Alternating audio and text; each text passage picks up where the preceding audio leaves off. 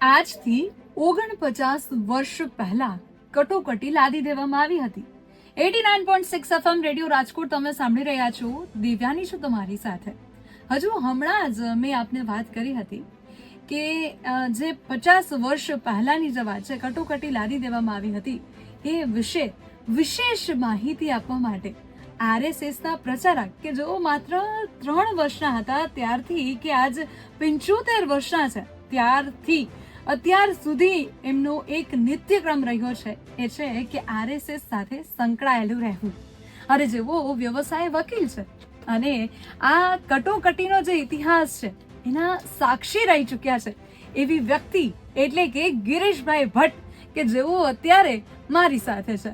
Hello sir, નમસ્કાર. Radio Rajkot પર આપનું હાર્દિક સ્વાગત છે. ધન્યવાદ. સર, જે કટોકટીનો સમય હતો એ વિશે વાત કરતા પહેલા મારે એ જાણવું છે કે કટોકટી લાદ્યા બાદ શું થાય છે? દેશમાં બે પ્રકારની કટોકટી બંધારણમાં લખાયેલી છે, એક આંતરિક કટોકટી અને એક બાહ્ય કટોકટી. આંતરિક કટોકટીનો નિર્ણય જે તે વખતની મિનિસ્ટ્રી લેતી હોય છે અને બાહ્ય કટોકટીનો નિર્ણય રાષ્ટ્રપતિ નિર્ણય કરે કે આ બાહ્ય કટોકટી છે, દેશ ઉપર આક્રમણ થઈ રહ્યું છે, દેશની ઉપરની સીમાનો સંરક્ષણનો મુદ્દો છે, અને એમાં જો જે તે વખતની કેબિનેટ એમ કે હવે બાહ્ય કટોકટી પણ લાદવાની જરૂર છે તો બાહ્ય કટોકટી લાદવામાં આવે છે. બંધારણમાં આ બંને કટોકટીની જોગવાઈ છે, પરંતુ 12મી જૂન 1975 અલ્હાબાદ હાઈકોર્ટે એક ચુકાદો આપ્યો અને એ વખતના પ્રાઇમ મિનિસ્ટર ઇન્દિરા ગાંધીને ડિસ્કોલિફાઈ જાહેર કરવામાં આવ્યા. સરકારી મશીનરીનો દુરુપયોગ કરીને એવો સંસદ સભ્ય બન્યા છે અને એટલા માટે 6 વર્ષ માટે એ સંસદ સભ્યનું ઇલેક્શન લડવાને લાયક નથી અને એને પ્રધાન પદમાંથી અને સંસદ સભ્ય તરીકે ગેરલાયક ઠરાયા. એ 12મી જૂન 1975 માંડીને 25મી જૂન 1975 આટલા દિવસોમાં એ વખતના જે કોંગ્રેસના મિત્રો હતા એમણે આ આંતરિક કટોકટી દેશમાં લાદવી જોઈએ અને લોકશાહી ખતરામાં છે એટલે લાદવી જોઈએ એવા વિચારો વ્યક્ત કરીને આંતરિક કટોકટી 25મી જૂને રાત્રે 12 વાગે લગાડી. સર, કટોકટી શું કામે લાદી દેવામાં આવી હતી? એ વખતના વડાપ્રધાનને ડિસ્કોલિફાઈ કર્યા અને એમણે આ સત્તા છોડવી નહોતી અને હવે સંસદ સભ્ય તરીકે ચાલુ રહી શકાય એવી પોઝિશન નહોતી, એટલે પછી બંધારણ જોખમમાં છે એવી રજૂઆત કરીને રાત્રે 12 વાગે એ વખતના રાષ્ટ્રપતિ ફખરુદ્દીન અલી અહેમદ પાસે રાત્રે 12 વાગે સહી કરી અને રાત્રે 12 વાગે જ એમણે બધાની ધરપકડો દેશભરમાં શરૂ કરી. અંદાજે 25મી જૂન 1975 અંદાજે 1 લાખ લોકોને જેલમાં નાખે રાત્રે જ, અને સત્તા બચાવવા માટે નાખ્યા. દેશની અંદર એવી કોઈ ખરાબ પરિસ્થિતિ નહોતી, દેશની અંદર એવું કોઈ ખરાબ વાતાવરણ નહોતું, દેશના લો એન્ડ ઓર્ડરનો કોઈ પ્રશ્ન નહોતો. આમ છતાં પોતાની સત્તા બચાવવા માટે ઇન્દિરાજીએ કટોકટી નાખી. સર, કટોકટી સમયની જે પરિસ્થિતિ હતી કે કટોકટી લાગી ગઈ એ બાદની જે સ્થિતિ હતી એ કેવી હતી? આ બધા મેં જેમ આગળ કહ્યું એમ MISA maintenance of internal security act આંતરિક કટોકટી નાખી હતી ને, એટલે આ કાયદાનો એને પ્રસ્તાવિત કર્યો. આ કાયદાની જોગવાઈઓ એવી હતી કે કોઈ પણ કોર્ટમાં, દેશભરની કોઈ પણ કોર્ટમાં, ઇવન સુપ્રીમ કોર્ટમાં પણ તમારી ધરપકડને તમે ચેલેન્જ ન કરી શકો. એટલે જે લોકો 25મી જૂને જેલમાં ગયા એ લોકો ક્યારે બહાર આવશે એવી કોઈ પરિસ્થિતિ, એવી કોઈ ચર્ચા એ સંભવ જ નહોતી, કારણ કે બધાને ખબર હતી કે આ કાયદાનો અમલ તો ઇન્દિરાજી જ્યાં સુધી ઈચ્છશે ત્યાં સુધી થશે. એટલે જેને વાણી સ્વાતંત્ર્ય કહો, પ્રેસનું સ્વાતંત્ર્ય કહો, વ્યક્તિગત વાતચીત અંગેનું સ્વાતંત્ર્ય કહો, વાણી સ્વાતંત્ર્ય, એ બધા જ સ્વાતંત્ર્યો એમણે બંધ કર્યા. ઇવન પ્રેસનું મીડિયા, એ વખતે પ્રિન્ટ મીડિયા જ હતું, એ વખતે બાકીના મીડિયાઓ નહોતા, પણ પ્રિન્ટ મીડિયાને પણ એમના સમાચારો છાપવા માટે એમના ઓફિસરો પાસે મોકલવાના, એ ઓકે કરે એટલા જ સમાચારો છાપી શકાય. અને રાજકોટનું એ વખતનું છાપું એટલે ફૂલછાપ, એણે દિવસો સુધી આવા કોરા પેપર કે અમારે તમારી પાસેથી કાંઈ સાંભળવું નથી, અમારે તમારી મંજૂરી નથી લેવી, અમે એમને એમ છાપું છાપશું. કોરા છાપાઓ ફૂલછાપ છાપાએ મહિનાઓ સુધી છાપ્યા અને વિરોધના સ્વરૂપમાં. એટલે આ બધા જ સ્વાતંત્ર્યના હકો જે તે વખતે આંતરિક સલામતીના નામ ઉપર દેશ ઉપર નાદવામાં આવ્યા, પરંતુ એની ખરાબ અસર પણ થઈ. અને ઇન્દિરાબેન અને એના પુત્ર સંજય ગાંધી એમણે જોર હુકમી શરૂ કરી અને નશબંધીના કાર્યક્રમો એમણે દેશભરમાં શરૂ કર્યા કે જનસંખ્યા ઓછી કરવી છે. એનો ખૂબ મોટા પ્રમાણમાં વિરોધ થયો. ઇવન કટોકટીના આ જે બંધારણીય અધિકારો છે એ છીનવાઈ ગયા. રાષ્ટ્રીય સ્વયંસેવક સંઘ એના ઉપર 4 જુલાઈ 1975 પ્રતિબંધ લાદવામાં આવ્યો. અને આવા પ્રતિબંધ લાદ્યા પછી પ્રત્યક્ષ સંઘનું કામ શાખા ઉપર મેદાન ઉપર થઈ શકતું નહોતું. સંઘના કાર્યાલયોને સીલ કરવામાં આવ્યા, સંઘના હજારો લોકોને જેલમાં નાખવામાં આવ્યા. સદભાગ્ય કહો કમ ભાગ્ય કહો, મારા ઉપર પણ મીસાનું વોરંટ હતું, પરંતુ સંઘના પ્રચારક તરીકે એ વખતે હું કામ કરતો હતો. એટલે અમારી એ યોજના બની હતી કે અમારે અંડરગ્રાઉન્ડ રહીને કામ કરવું, અને એ પરિસ્થિતિમાં 3 વર્ષ સુધી અંડરગ્રાઉન્ડ રહીને કામ કર્યું. અને આવા અંડરગ્રાઉન્ડ કાર્યક્રમમાં શું કરવાનું, તો સંઘના જે સ્વયંસેવકો જેલમાં ગયા છે એમના પરિવારોને મળવાનું, એમની આર્થિક સમસ્યાઓ, કારણ કે એ જમાનામાં તો 75, 76, 77ની અંદર તો સાધનોનો સમસ્યાઓ હતી, આર્થિક સમસ્યાઓ પણ હતી, કારણ કે રૂપિયાની કિંમત ઘણી હતી. પરંતુ લોકોને અનાજ, લોકોની પરિવારની સમસ્યા, એના ઉપર ચિંતન કરવું, એને સાંત્વના આપવી, આવું કામ અંડરગ્રાઉન્ડ એક્ટિવિટીમાં અમે બધા કરતા રહ્યા. અને સાથે સાથે એક છાપું પણ બહાર પાડતા રહ્યા. નરેન્દ્રભાઈ મોદી એ વખતના અમારા વિભાગ પ્રચારક હતા, વડોદરા વિભાગના. હું ખેડા જિલ્લામાં કામ કરતો હતો અને અમે બધા સમાચારો દેશભરના એકત્ર કરી એક નાનકડું છાપું છાપતા હતા. અને દર 15 દિવસે એ છાપું અમે પ્રસિદ્ધ કરતા હતા. અને અંડરગ્રાઉન્ડ છાપું હોવાને કારણે એ ઓપનલી ક્યાંય વેચી નહોતા શકતા, પણ હજારો ઘરોમાં અને જુદી જુદી ભાષાઓમાં એ પ્રસિદ્ધ થતા હતા સમાચારો. દરેક સ્ટેટ પોતાના એને રિપ્રિન્ટ કરીને દરેક પ્રાંતમાં મોકલતા હતા. અને એ રીતે કટોકટીમાં ઇન્દિરાબેન અને એના પરિવારોએ જે અત્યાચારો કર્યા છે એ લોકો સામે મૂકવાનું કામ બહુ મોટા પ્રમાણમાં ચાલુ ઇમરજન્સી દરમિયાન, કટોકટી દરમિયાન અમે બધાએ કરતા રહ્યા. અને એમાં નરેન્દ્રભાઈ અમને માર્ગદર્શન પૂરું પાડતા રહ્યા. સર, આપે વાત કરી એમ કે અંડરગ્રાઉન્ડ રહીને સ્વયંસેવક સંઘ કામ કરતું હતું, તો એ સમયની જે પરિસ્થિતિ હતી RSSની, એ કઈ રીતની હતી? સંઘના કાર્યાલયોને જે તે વખતની પોલીસ દ્વારા સીલ કરી દેવામાં આવ્યા. 25 જૂનથી માંડીને 4 જુલાઈ સુધીમાં આ બધું થવાનું છે અમને ખ્યાલ હતો. એટલે કાર્યાલયોમાંથી બધા સામાનો, સાહિત્ય, લિસ્ટ, કે કોણ કાર્યકર્તા છે એના લિસ્ટ પણ પોલીસ પાસે ન પહોંચે એની અમે બધાએ કાળજી લીધી. અને જે દિવસે એમને 4મી તારીખે સીલ કરવાનો પ્રયત્ન કર્યો ત્યારે એક મકાનને એને સીલ કરી શક્યો, બાકી સંઘની પ્રવૃત્તિને ક્યાંય સીલ ન કરી શક્યા. આવી પરિસ્થિતિમાં ભગવો ધ્વજ રાખીને દરરોજ શાખા લગાડવી એ શક્ય નહોતી. પરંતુ મંદિરમાં આરતીના સમયે ભેગા થવું, વોલીબોલ રમવા માટે કોઈ મેદાનમાં એકત્ર થવું, કોઈના ઘરે ચા પાણી નાસ્તા માટે એકત્ર થવું, એવી રીતે એકત્ર થવું. એ પરિવારોમાં એકત્ર થઈને સંઘની વાત, શું ચાલી રહ્યું છે, કયા પરિવારની કઈ પરિસ્થિતિ છે એની ચિંતા અમે બધા જતા, એ સ્થાનો પર જઈને એની સમીક્ષા કરતા.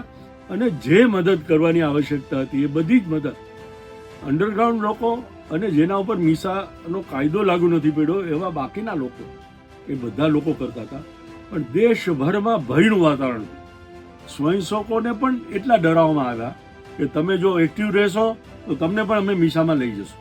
પરંતુ આવી પરિસ્થિતિમાં પણ સંઘના સ્વયંસેવકોએ ધૈર્ય રાખીને, હિંમત રાખીને આ બધા કામો લગભગ 19 મહિના સુધી ચલાવ્યા.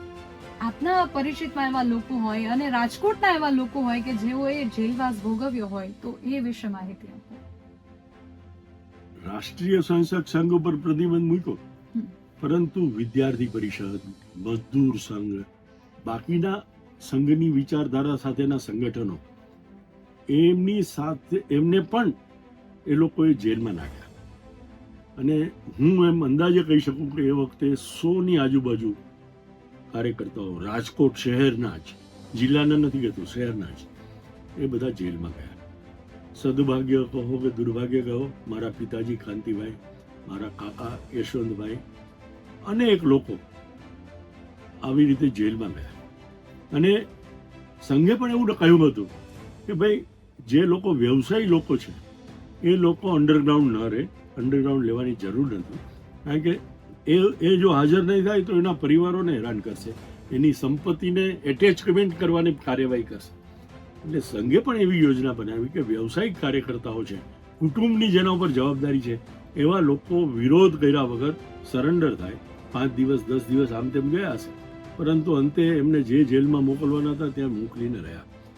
સૌથી સારી વસ્તુ એવી હતી કે જેલની અંદર જે લોકો હતા એ પ્રમાણમાં સ્વસ્થ હતા. એક જ ચિંતા હતી કે જેલની બહાર ક્યારે આવશે એ નક્કી નહોતું, પરંતુ સવારના 5:30 વાગ્યાથી ઉઠીને રાત્રે 10 વાગે સૂવે ત્યાં સુધીના બધા જ કાર્યક્રમો જેલની અંદર જે કાર્યકર્તાઓ રહેતા હતા, પછી એ ભુજની જેલ હોય, ભાવનગરની જેલ હોય, સાબરમતીની જેલ હોય, ગુજરાતની વડોદરાની જેલ હોય, જેટલી પણ જેલો હતી ત્યાં બધા કાર્યકર્તાઓ હતા. અને હું એમ માનીશ કે ઓછામાં ઓછા 2000 કાર્યકર્તાઓ ગુજરાતના સંઘની સાથે સંકળાયેલા એ બધા જેલમાં હતા. પણ આવા નિયમિત કાર્યક્રમો, એમનું ભોજન, એની રહેવાની વ્યવસ્થા એ ભલે સરકાર કરતી હતી, પરંતુ સત્યાગ્રહ કરીને એમણે કહ્યું કે અમે પોલિટિકલ ડિટેન્યુ છીએ અને એટલા માટે અમને આરોપીઓ જે ક્રિમિનલ આરોપીઓ છે એની સાથે નહીં રાખો, અમને અલગ વ્યવસ્થા કરો. એના માટે સત્યાગ્રહ કરવો પડશે. તો એમણે સત્યાગ્રહ પણ કર્યો અને અંતે સરકારે પણ એવું નક્કી કર્યું કે આ લોકોને જેટલી ફેસિલિટી આપી શકાતી હોય એટલી આપો. અને ગુજરાતની અંદર 12મી માર્ચ 1976 બાબુભાઈ જસભાઈ પટેલ એ વખતના ચીફ મિનિસ્ટર હતા. એક જ મતની પાતળી સરસાઈને કારણે એમની સરકાર પડી ભાંગી અને એમણે વિધાનસભાના ફ્લોર ઉપર પોતાની મેજોરિટી સાબિત કરવાની ચિંતા કર્યા વગર 12મી માર્ચે જ રાજ્યપાલને પોતાનું રાજીનામું આપ્યું. એટલે આટલી નૈતિકતા સાથે એ વખતની સરકાર કામ કરતી હતી.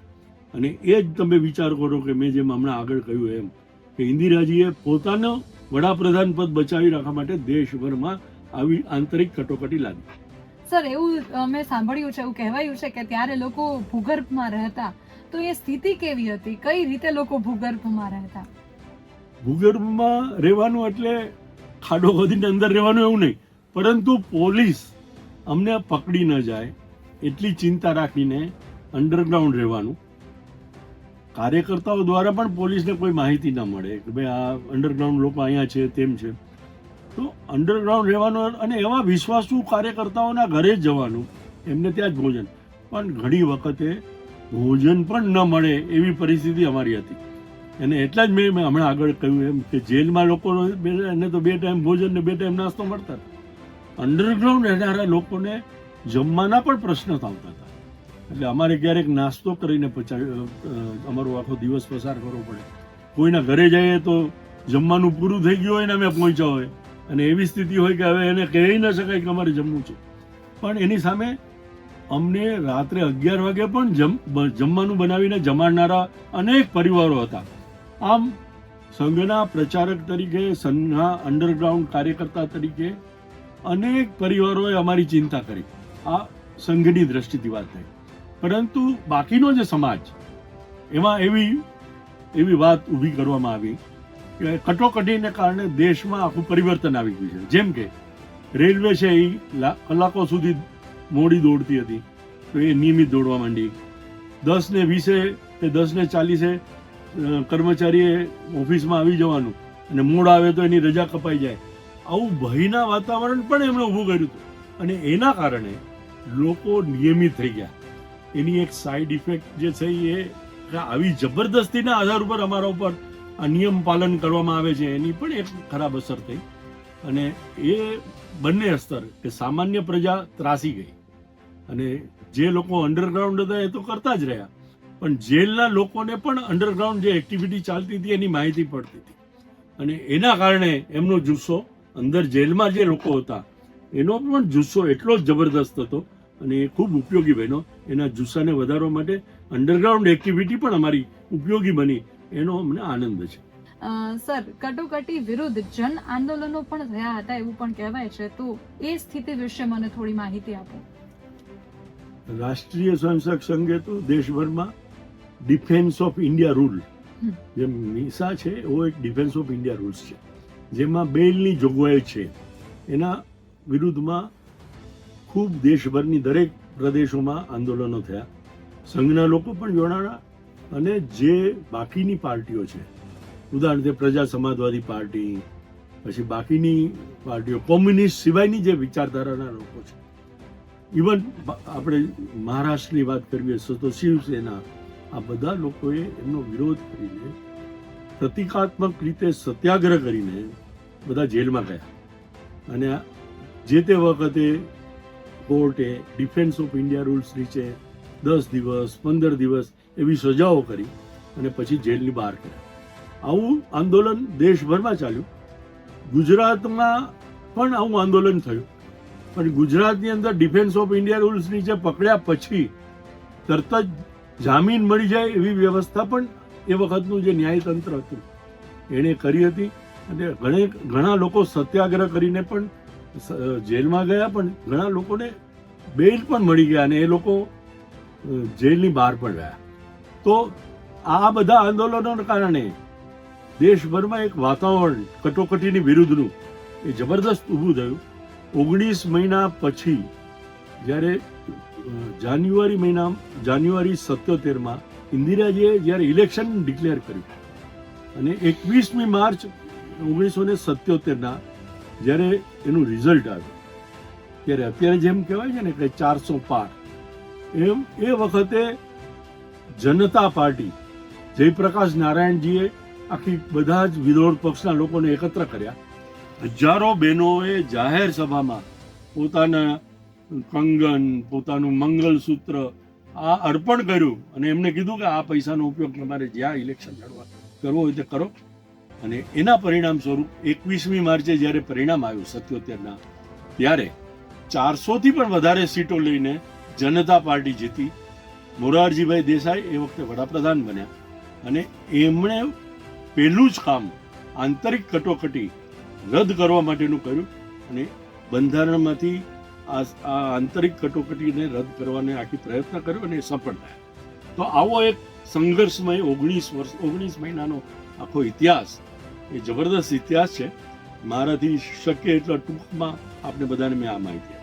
ત્યારના એ કલંકિત દિવસ વિશેની વિશેષ માહિતી, કહેવાય ને કે નાનામાં નાની ઘટનાથી લઈને મોટામાં મોટી ઘટના વિશે, દરેક ઘટના વિશે ગિરીશભાઈ આપે અમારા શ્રોતાઓને જણાવ્યું, એ બદલ 89.6 FM રેડિયો રાજકોટ તરફથી આપનો ખૂબ ખૂબ આભાર માનું છું. Thank you so much sir. ધન્યવાદ બેન.